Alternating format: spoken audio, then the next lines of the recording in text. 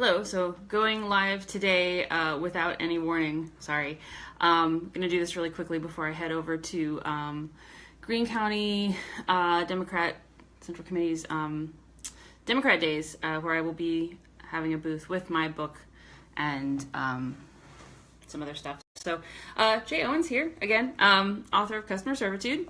Thanks again for tuning into the live videos and for sending in comments and questions. I'll be getting to more of those at the end of the video.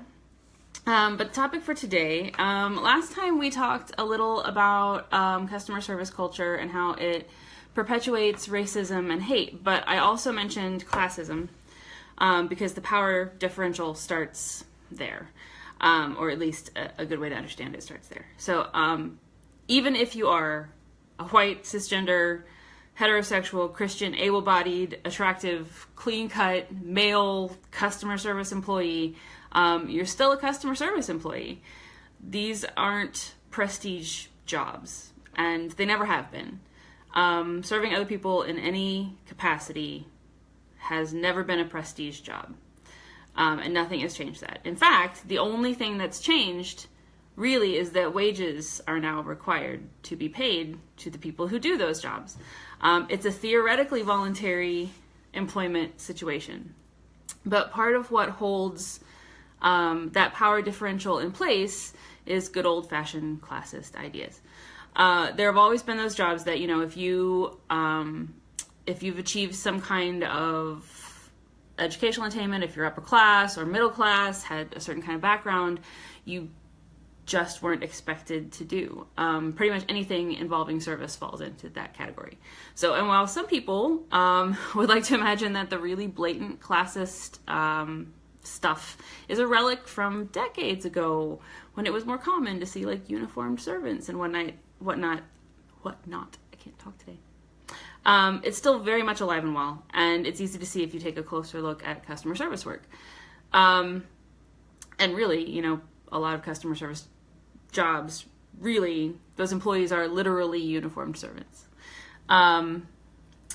Anyway, first of all, we still imagine that these jobs are meant primarily for young people, that they're filled by kids and young adults, students, people who are in their first jobs or who are working while going through school or while they're in college, somebody who needs a second job, people who don't actually need to make enough money to support themselves, much less anybody else or a family.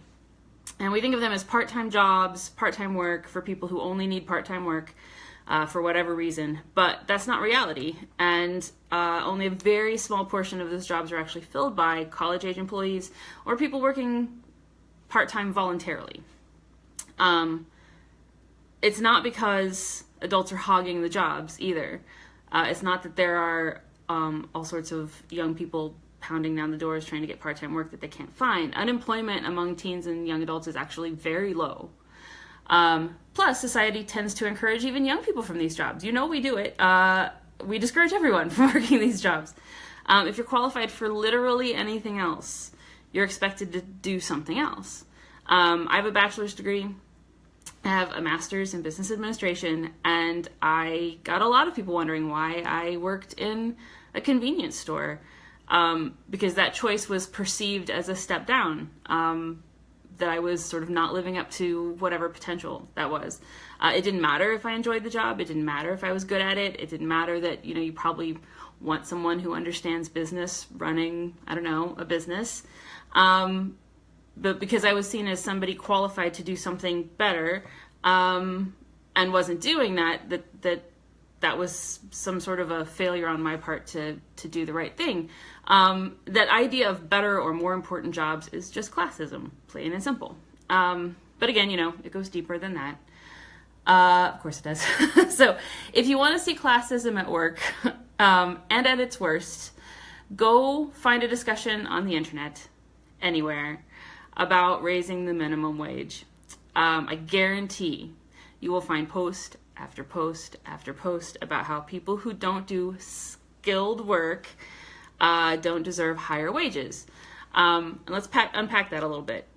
First of all, the minimum wage itself. What determines how much someone gets paid? The amount that the company wants to pay is just a starting point, which history tells us is as little as possible. If it were any other way, we wouldn't even have the concept of a minimum wage.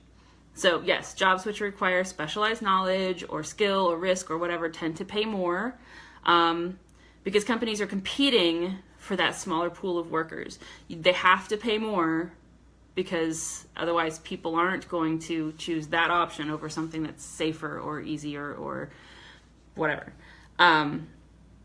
Still, though, companies are going to pay as little as possible to get what they need. And that means that if people working customer service jobs could easily get other jobs, if they could, I don't know, take affordable classes that would qualify them for a job that required special skills that was available to them, then they'd leave and shrink the pool of applicants and drive wages up anyway. But there's this whole catch-22 situation where people who don't have qualifications for other work end up in customer service, and those who work customer service can't afford or access those qualifications to get something better. So, first of all, this idea that getting a skill is a fix for people who don't want to make minimum wage is classist. Yes, because we've removed that access to training and education and opportunities by driving up those costs and keeping wages low. And then plus, when we say unskilled work, it's just a substitute label for lower class and poor. I mean, we really just mean poor people, because there are lots of people in the United States who make very large amounts of money doing things that don't take any actual skill. We don't devalue lack of skill. We devalue lack of success as measured by income. So we devalue poverty. That's period. That is as simple. It is that simple. And then there's the bit about deserving a wage, which is a very, unfortunately, American idea. I think it's, this sort of offshoot of the American dream thing where anyone with enough determination or whatever can make a future for themselves. And it makes really lovely Norman Rockwell type, imagery. But what it really does is feed into the belief that anyone who isn't a financial success has brought it on themselves. Never mind racism and generational poverty and the systemic disenfranchisement of, various groups of people. The American dream and all the ideas which stem from it are just classist propaganda. We make it the responsibility of the poor to, stop being poor, even though we make that impossible. It's literally, that is the definition of the American dream. And yes, I know somebody's going to go, but I was poor and I did X, Y, and Z and I'm not poor anymore, or this famous millionaire started out really... A person can escape poverty, yes. Statistically speaking, poor people, in general, can't. And I once heard it explained kind of like this. Say you have a bunch of really hungry people, and you put them through some sort of really inhumane whatever contest, and the prize is, the winner gets a steak dinner. But there's only one steak dinner. Do they all have the opportunity to get a steak dinner? Yeah, they all have the opportunity. Is there any situation possible in which all of them are going to get one? No. So there's no way they all get a whole steak. So yes, all of the people in poverty, of all of them, some can succeed, but we restrict that opportunity so much, and I use we in the very, very societal sense. We restrict it so much through policy and discrimination and all that the vast majority cannot. They will not. And then we judge those who don't as if they had a chance to be in that lucky spot. It's classist bullcrap, and it's actually killing people. So on to the questions. In response to some additional comments on the discussion about hiring discrimination last time, I wanted to point out that in the hiring process, you are who you appear to be.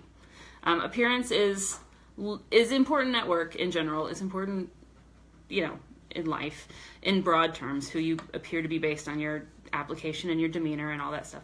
But it's absolutely everything in the hiring process. So how you see yourself or how you identify yourself is absolutely meaningless. If they see a gay person, if they see a black person, if they see a white guy, that's who you are. in that interview, and the small details don't matter. So they don't know those details. They judge you on what they know and the biases they have, and it matters 0% whether you consider yourself outside of those biases. So you can go, oh, I'm not really a white guy. It doesn't really matter. And of course, the rest of the dialogue about how white guys are apparently totally being discriminated against now because of, efforts to compensate for long-standing discrimination in favor of white guys is just not something I'm going to go into in the video. But if you want to fight about reverse discrimination as if it's a real thing, take it to the comments and have at it. But I did see another thing online, and I didn't post it to the page because I don't want the page to really be just a flow of memes. But there was a comment on it which was totally relevant. So I think it was from Tumblr. And it started out with a comment about how you shouldn't banter with cashiers about the chip cards because they've heard it all before and it's not funny and you're not funny. And some of the replies were something along the lines of, just don't banter. Being behind a cash register is like playing a game where you've heard all the possible dialogue and you're just mashing the buttons to get the dialogue over with faster, which is funny and true a lot of the time. But in the comments, somebody said that this is why we should just automate these jobs and implement guaranteed minimum income. And, because these jobs are crushing the people who work them. And I was like, yeah, that's true. They are crushing the people who work them for way more reasons than petty annoyances. But it brings up a good point about the guaranteed minimum income, it brings up a good point about how necessary customer service jobs are or are not. We're not going to get guaranteed minimum income, at least anytime soon, if at all. And though I absolutely support the idea, it's a complicated thing. I'm not wading into that whole puddle right now. But how necessary are a lot of the jobs which fall under the umbrella of customer service? Or to put it another way, do we actually need such a large number of jobs which essentially require very little skill, pay almost nothing, have no promise for advancement, and could really be automated in large part? Are we paying people to do bare minimum? Are we paying the bare minimum to people to do things, a bare minimum of things that a bunch of machines and a couple of auxiliary staff could do just as well? Are we doing that because leaving that many people unemployed would kill the economy? Because it absolutely would. Think about that for a minute, because if that's at all true, if that's the reason we keep these jobs as such a huge and growing part of the economy, then it's a great argument for raising the minimum wage, because it can't simultaneously be true that too much unemployment kills the economy and that higher wages kills the economy. Seriously, if we only create these jobs because customers like the experience of having another human being serve them, is that an ethical reason to keep doing that? If there were enough skilled jobs to support everyone, would we even bother with customer service the way we know it? If the economy wouldn't grind to a screeching halt, if all of these people moved on to other, or didn't have jobs, would we find these jobs as important in our society? Would commerce run smoother if the whole system was different and we automated things and actually created skilled work for people and opportunities for them to learn those skills? Something definitely to think about. I would love to hear what you think. Go to the comments, leave comments, fight if you want to. I will grab the book again. I will be at Democrat Days tonight. Actually, I'm leaving as soon as I turn off this video. I have the book, and you can come and chat with me about it or other issues of economic justice and related topics. Again, the Facebook page, I've got a YouTube channel now, which all these videos are going over to the YouTube channel. I'm on Twitter. The handle is CUST_service. And I'll see you on social media and around. The book is available on Amazon.